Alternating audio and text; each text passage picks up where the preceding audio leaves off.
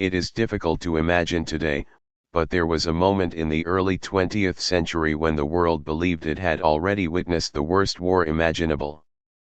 The First World War was supposed to be the war to end all wars, yet, beneath the surface of diplomacy and economic recovery, the conditions for an even greater catastrophe were quietly maturing. The world didn't plunge into World War II overnight, it slid slowly, almost sleepwalking, toward a disaster that would reshape humanity forever. The seeds were planted in 1919, when the Treaty of Versailles attempted to punish Germany for the devastation of World War I. The treaty did not simply impose territorial losses and military restrictions, it inflicted humiliation. Germans felt violated by a peace agreement that demanded unimaginable reparations, crippled economic growth, and stripped the nation of dignity. Factories stood silent, cities struggled with poverty, and the German currency collapsed until savings became worthless. Millions blamed the Weimar government for accepting such harsh conditions. A deep wound had been inflicted, one that restless nationalism would soon exploit. While Europe healed, world leaders looked toward peace through a new organization, the League of Nations. It was supposed to guarantee international cooperation and prevent future conflicts. Yet from its birth, the League lacked the strength needed to uphold global order. The United States, the world's rising powerhouse, refused to join, leaving the League without the influence and military backing required to enforce its decisions. When Japan marched into Manchuria in 1931, the League issued polite protests but no action. Italy invaded Ethiopia in 1935, and again the League watched helplessly.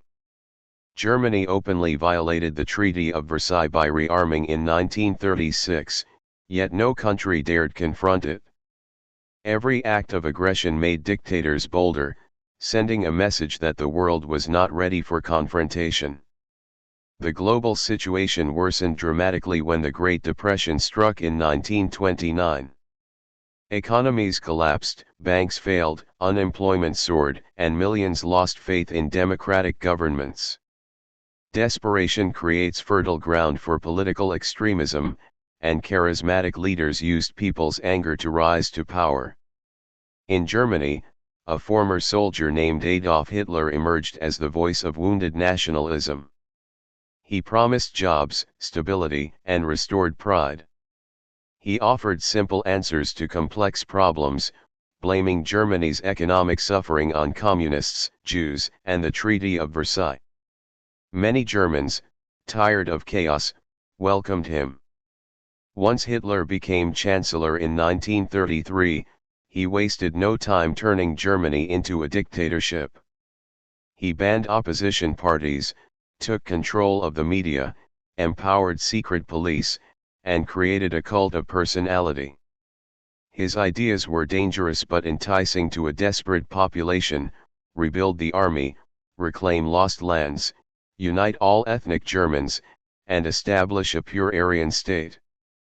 Meanwhile, Italy was led by Benito Mussolini, whose fascist regime preached strength, militarism, and the revival of ancient Roman glory. Italy, like Germany, sought expansion as a symbol of national pride. Together, fascism and Nazism reshaped European politics, replacing democracy with authoritarian rule. Far from Europe, Japan also embraced militarism.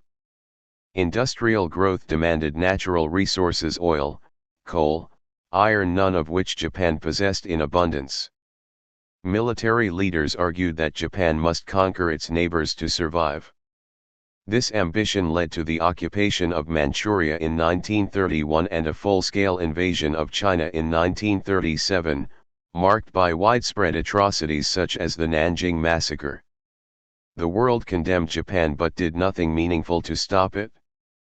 Three major aggressor states, Germany, Italy, and Japan, were now moving rapidly toward expansion, unrestrained by international authority.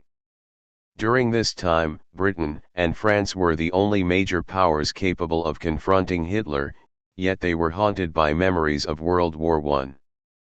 The horrors of trenches, gas attacks, and mass death had left an emotional scar on both nations. Their politicians adopted a policy of appeasement, the belief that giving Hitler small concessions would prevent larger conflicts. When Germany occupied the Rhineland in 1936, Britain and France protested but hesitated to act. When Hitler annexed Austria in 1938, they convinced themselves it was not worth fighting over.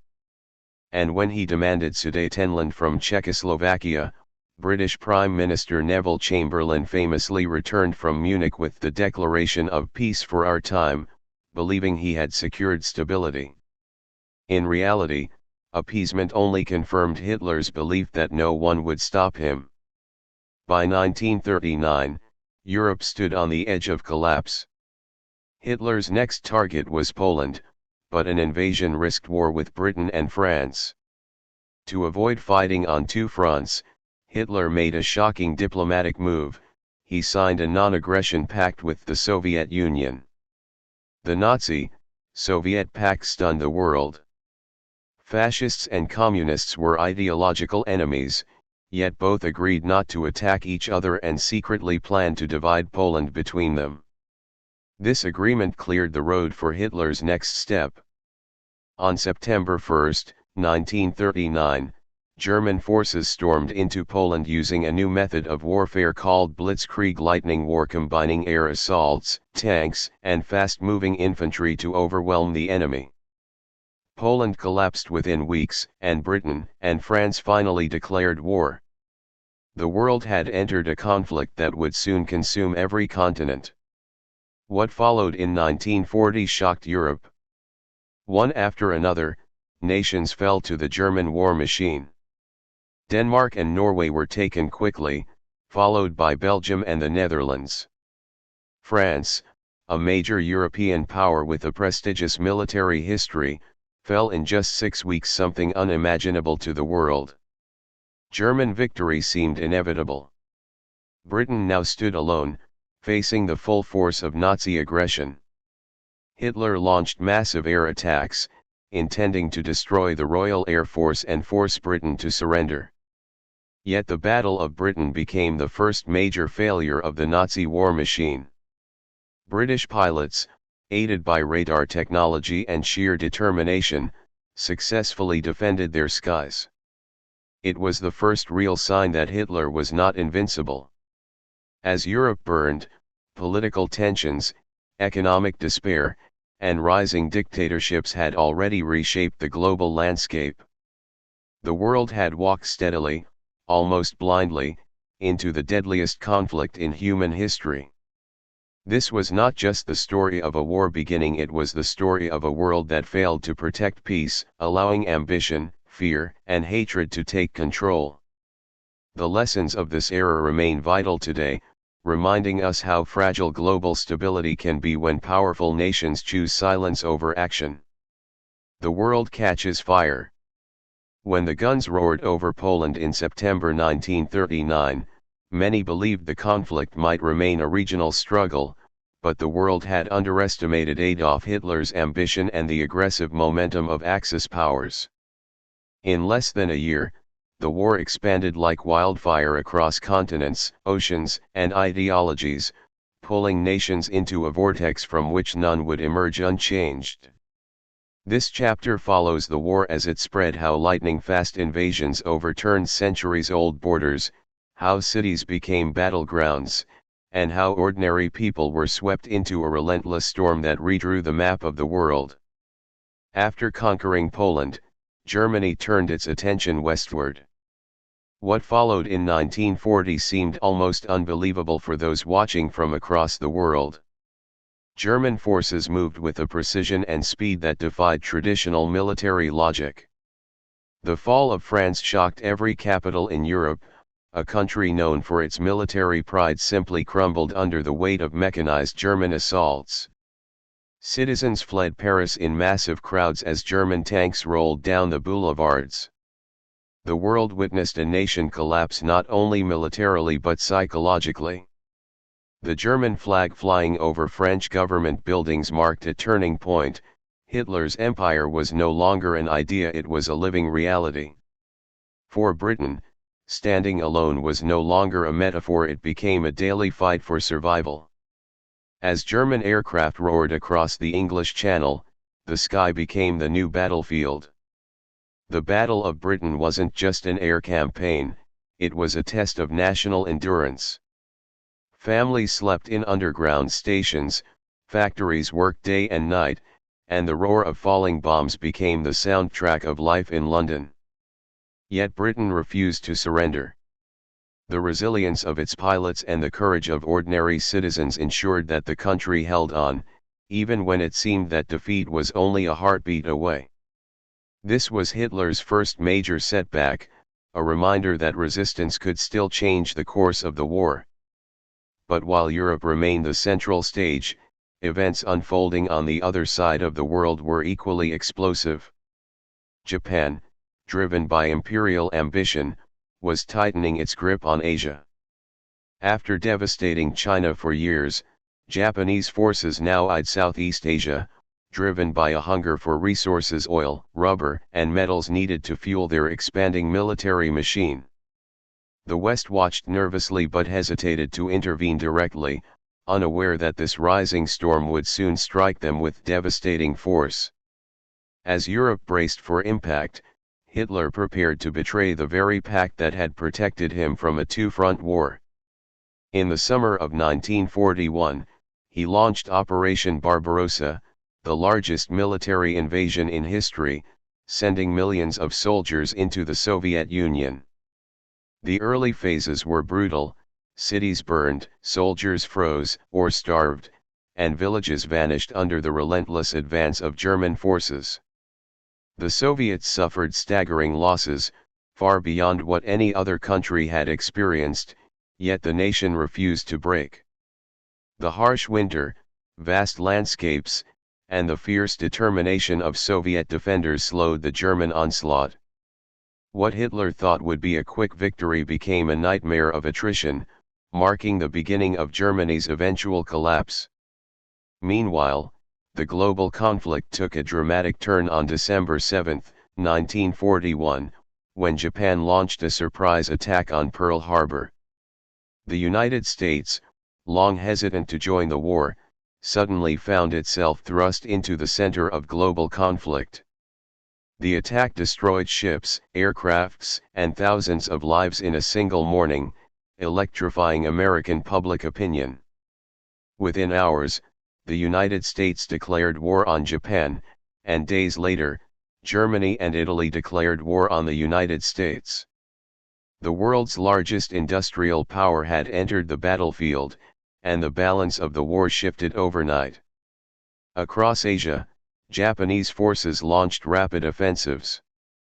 One by one, territories fell: Malaya, Singapore, the Philippines, the Dutch East Indies. The speed of Japanese expansion stunned the world. Civilians lived under strict military rule, prisoners of war were marched across miles in deadly conditions. In the Pacific, American soldiers found themselves fighting battles on tiny islands, surrounded by jungle, disease, and a fanatical enemy unwilling to surrender. This was a new kind of warfare: brutal, close range, and unforgiving. Back in Europe, the war's turning points emerged from unimaginable suffering. The battle for Stalingrad became a symbol of resistance. Streets filled with rubble, factories turned into fortresses, and every corner became a deadly trap. German troops, unprepared for the harsh winter, found themselves surrounded. When the Sixth Army finally surrendered, it marked the first major German defeat on land and signaled to the world that Hitler's empire was not indestructible. The war also raged in North Africa, where German and British forces clashed across deserts under scorching heat. The fight for control of supply routes and strategic points turned commanders into global icons. The Allies eventually gained the upper hand, forcing Axis retreat and securing key positions that would later help in European invasions. As the tide turned, the Allies prepared for a massive return to Western Europe. The invasion of Normandy D-Day became the largest amphibious assault in history. Under dark skies and rough seas, thousands of troops crossed the English Channel, landing on beaches heavily fortified by German defenses. The battle was bloody, chaotic, and uncertain, but by the end of the day, the Allies held a fragile foothold. From this point on, Germany was forced into retreat, fighting desperate battles across France, Belgium, and eventually its own territory. Cities lay in ruins, civilians fled in terror, and once mighty armies crumbled as the Allies closed in from west and east. Yet the war wasn't defined only by battles. Behind the front lines, millions were trapped in a parallel nightmare. Nazi concentration camps became factories of death, revealing the darkest capabilities of humanity. Families were separated, cultures erased, and entire communities murdered systematically. The Holocaust would later stand as one of history's most horrifying reminders of what hatred, unchecked power, and silence can create. By early 1945, the world sensed the war's approaching end. Allied forces entered Germany from all directions, while Soviet troops approached Berlin in a final, devastating assault. Hitler, refusing to accept defeat, retreated into a bunker beneath the city. As Soviet soldiers reached the heart of Berlin, Hitler chose suicide over surrender. Germany collapsed soon after, ending the war in Europe but not in the Pacific. The stage was now set for the final, most controversial act of the war, one that would forever change global warfare. But that story belongs to the next chapter. The war reaches its breaking point. By 1945, the world had grown accustomed to headlines soaked in destruction. Entire nations measured time not by dates, but by battles. Yet even in this age of relentless turmoil, nothing could prepare humanity for the months that followed. As the Axis powers weakened, the conflict entered its most intense and desperate phase. Governments collapsed, cities turned to ash, and the final decisions that shaped the post-war world were made in smoke-filled rooms where victory carried as much weight as loss. This chapter traces those final, shattering moments when the war's end felt both close and impossibly far. As Soviet armies pushed westward, the scale of human ruin they encountered shocked even seasoned soldiers. Town after town revealed the scars of German occupation, homes burned, families divided, and survivors wandering through rubble with blank expressions. Every mile gained came at a terrible cost, yet the push continued. The Soviet command had one mission: reach Berlin before the Western Allies. This race was not driven only by military strategy, it was fueled by political ambition, the desire to shape the world that would rise from the ashes. On the other side of Europe, American, British, and Canadian troops fought through France and the Low Countries, slowly dismantling the German defensive lines. Each village they liberated presented a picture of hardship. Civilians emerged cautiously, unsure whether the nightmare was truly ending or merely pausing. Soldiers wrote home about the eerie silence that followed battles, a silence broken only by the cries of those discovering the fate of missing loved ones. Supplies were stretched thin, exhaustion pressed heavily on every unit, yet the belief that the war could be won kept them advancing. As Allied troops moved deeper into German territory, they discovered camps whose existence many had refused to believe until seeing them firsthand. Barbed wire fences, barracks filled with skeletal prisoners, piles of shoes, documents, and ashes. These scenes left even hardened commanders shaken. Liberation brought a complex mix of relief and despair, as survivors struggled to reclaim their identities after years of unimaginable suffering. News of these camps spread rapidly across the world, leaving no question about the brutality of the regime that was now on the verge of collapse. Inside Germany, chaos grew daily. Bombings had reduced once prosperous cities to fragmented wastelands. Transportation networks fell apart, food supplies dwindled, and no corner of public life remained untouched by the war's impact. As Allied forces closed in, German citizens faced a grim reality: surrender was inevitable. Some clung to propaganda that promised miraculous weapons, others simply hoped the end would come quickly, without further devastation. Families fled along crowded roads, their belongings strapped to carts or bicycles, not knowing where safety remained. In Berlin, Hitler isolated himself from the reality outside. Reports of defeat were dismissed or reinterpreted to fit his delusions. Advisors who dared speak honestly were ignored or replaced. As artillery thundered closer to the capital, government officials scrambled to decide their fate. Some attempted escape, others destroyed documents, and many simply waited, unsure whether to flee or remain loyal to a collapsing regime. When Soviet soldiers finally reached the outskirts of Berlin, the city braced for the final assault, its remaining defenders a mixture of exhausted soldiers, young boys, and elderly men pressed into service. Meanwhile, across the world in the Pacific, the conflict raged with equal ferocity. Japan, though pushed back island by island, showed no sign of surrender. Every battle revealed a pattern: stubborn defenses, devastating casualties, and civilians caught between the flames of war and the pressure of militaristic indoctrination. The jungles of the Philippines echoed with gunfire as Allied forces fought to reclaim territory lost in the early years of the conflict. In the seas, carrier battles and submarine warfare shaped the momentum. Each victory came at a heavy price, yet the strategic circle around Japan tightened month by month. American forces captured Iwo Jima in a battle that became synonymous with sacrifice. The iconic image of soldiers raising the flag atop Mount Suribachi symbolized endurance, but behind that image were thousands of lives lost in caves and trenches carved into volcanic rock. Soon after came Okinawa, a battle even more brutal.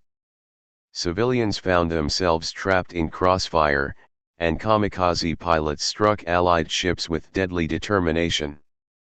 The scale of the bloodshed forced American leaders to confront a devastating question: if capturing small islands required so much sacrifice, what horrors would await in an invasion of Japan itself? In Europe, the final days unfolded rapidly. Soviet troops pushed into Berlin street by street, building by building. Tanks rumbled over tram lines, artillery echoed between ruined apartment blocks, and soldiers fought not just for victory but for the future political map of their continent. Inside a fortified bunker beneath the city, Hitler faced the inevitable. With Soviet forces only meters away, he ended his life, leaving behind a nation in ruins. His death signaled the collapse of the Nazi regime, and within days, Germany surrendered unconditionally. Europe breathed a heavy, collective sigh, a sigh mixed with relief, grief, and disbelief. The war, however, was far from over. In Asia, Japan continued to resist even as cities crumbled under bombings and resources ran out. The Japanese leadership refused to surrender, fearing humiliation and occupation. Civilians prepared for invasion, school children practiced with bamboo spears, propaganda warned that the enemy would show no mercy. The Allies, aware of the determination they faced, debated their strategy. Military planners predicted staggering casualties if they attempted a direct invasion. Diplomats attempted negotiations, but Japan clung to hopes of securing better surrender terms. The decision that followed would forever reshape global warfare. On 2 mornings in August 1945, new weapons unleashed unimaginable destruction.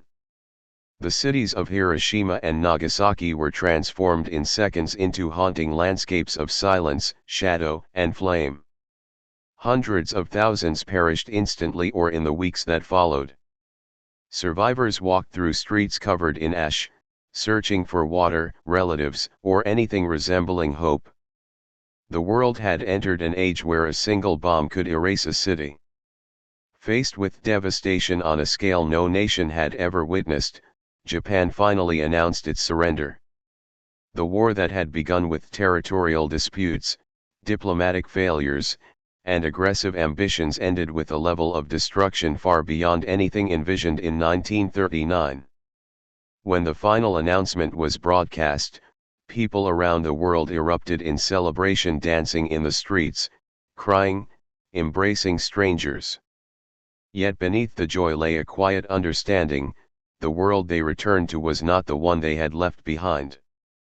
The war had redrawn borders, societies, and beliefs. It had revealed the extremes of courage and cruelty. And it had laid the foundation for a new global order that would dominate the second half of the 20th century. A new world rises from the ruins. When the last echoes of gunfire faded in 1945, the world stood at the edge of an uncertain dawn. Cities lay buried under mountains of debris, families searched desperately for missing loved ones, and nations tried to make sense of the trauma that had rewired their collective soul. Victory brought relief, but it did not erase the scars carved by years of relentless conflict. Instead, a more complicated challenge began: rebuilding a shattered planet while preventing another descent into global violence. This chapter captures that fragile transition from war to peace, from empire to independence, and from old rivalries to new alliances that would shape the next era of history. The first issues confronting the world were painfully immediate. Millions of displaced people wandered Europe without homes, documents, or certainty about their future. Entire towns no longer existed on maps. Those returning often found strangers living in their houses or nothing but broken walls. Trains and roads were jammed with survivors carrying bundles of possessions, searching for food or shelter. Many had survived not only bombings and battles but also concentration camps, forced labor, and marches through harsh winters. Relief workers struggled to provide treatment, rations, and safe zones, yet the scale of need was overwhelming. Hospitals overflowed, and diseases spread quickly in overcrowded camps where weary families hoped for answers. Governments, too, were forced to reinvent themselves. Germany, divided among the victorious powers, faced a difficult path. Its cities resembled skeletons, factories destroyed, streets choked with rubble, and morale broken. The occupying forces took different approaches. The Soviets stripped equipment and machinery from the eastern region, while the Western Allies focused on rebuilding institutions that could eventually sustain a democratic structure. Trials soon began against individuals responsible for the regime's atrocities. The world watched as judges listened to testimonies describing horrors that defied imagination. For the first time, leaders were held legally accountable for crimes committed in the name of war. These trials would become a blueprint for international justice, although their wounds remained permanent in survivor memories. In the Pacific, Japan confronted a transformation of its own. After surrendering, the nation faced widespread destruction. Cities burned, industries collapsed, and millions struggled to find food. The presence of foreign troops on Japanese soil marked a profound shift in identity. Yet amid the devastation, efforts began to rebuild society from the ground up. New laws, economic reforms, and political changes attempted to lay the foundation for a peaceful future. While these transformations sparked debates, they also opened space for cultural and scientific growth that would later shape Japan into a major global power. Across Asia and Africa, the collapse of European empires triggered a wave of independence movements.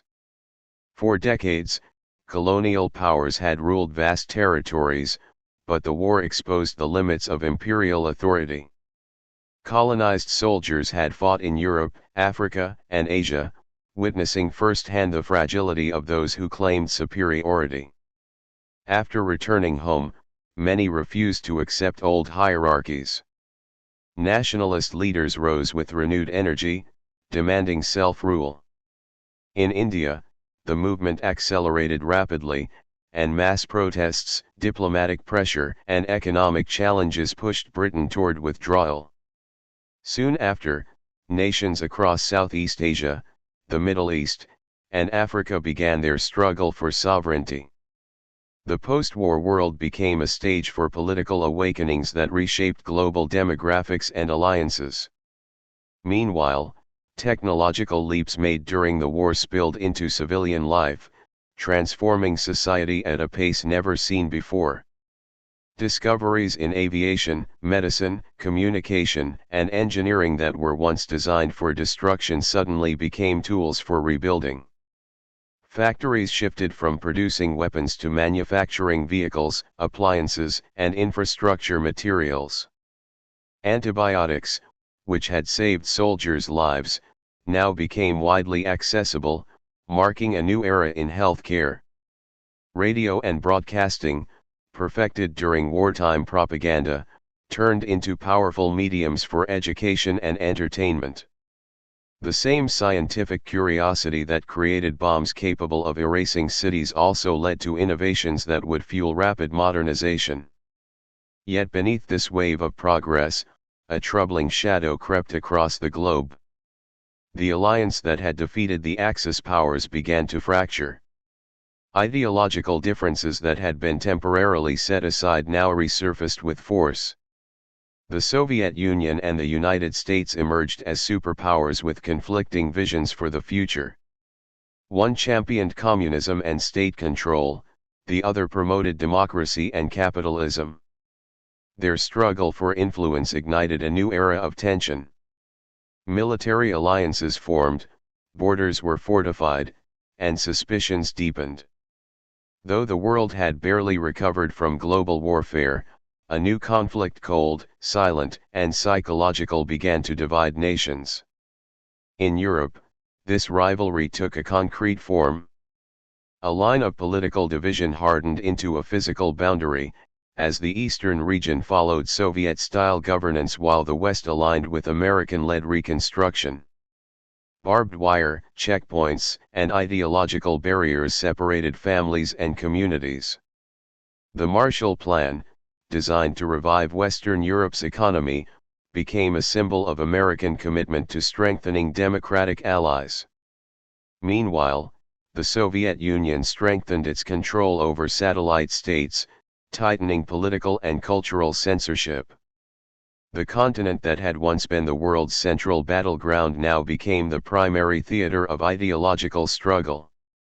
Beyond politics, the war had profoundly altered the relationship between people and governments. Citizens across the world demanded rights, protections, and transparency. The shock of wartime atrocities pushed nations to outline new ethical standards. Thus, a global organization meant to prevent future conflict took shape with renewed determination. The United Nations emerged as a forum for diplomacy, cooperation, and humanitarian work. Though imperfect, it represented humanity's first serious attempt to create a structure that could address global crises collectively. Nations hoped it would prevent the kind of silence and inaction that had allowed aggression to flourish in the 1930s. Economically, the post-war years were unpredictable. Some nations experienced rapid recovery, powered by industrial demand and reconstruction projects. Others struggled with inflation, shortages, and political instability. The human cost of rebuilding was immense. Workers labored long hours clearing rubble, repairing transport networks, and reopening schools. In rural regions, farmers fought to restore fields damaged by artillery or abandoned during conflict. The world slowly reawakened, not with a sudden burst of energy but with steady determination to leave behind the years consumed by violence. Culture, too, underwent transformation. Artists, writers, and filmmakers sought ways to express the trauma they had witnessed. Literature reflected grief, disillusionment, and hope. Films portrayed both the heroism and the horror of the war years. Music evolved as soldiers returned home, bringing new influences from distant regions. Everyday life, once defined by air raid sirens and ration books, now embraced leisure, travel, and innovation. Yet every celebration carried an undertone of memory, a quiet acknowledgement of the millions who never returned. In the end, the close of World War II was not a clean break but a transition, messy, uneven, and deeply emotional. Nations rebuilt, new powers rose, old empires crumbled, ideologies clashed, and technology reshaped daily existence. The war had burned away an old world and left behind a landscape ready for reinvention. What emerged was a new global order marked by cooperation and competition, peace and tension, progress and caution. Humanity had survived its deadliest conflict, but it carried forward a solemn understanding: the future could be safer only if the past was never forgotten.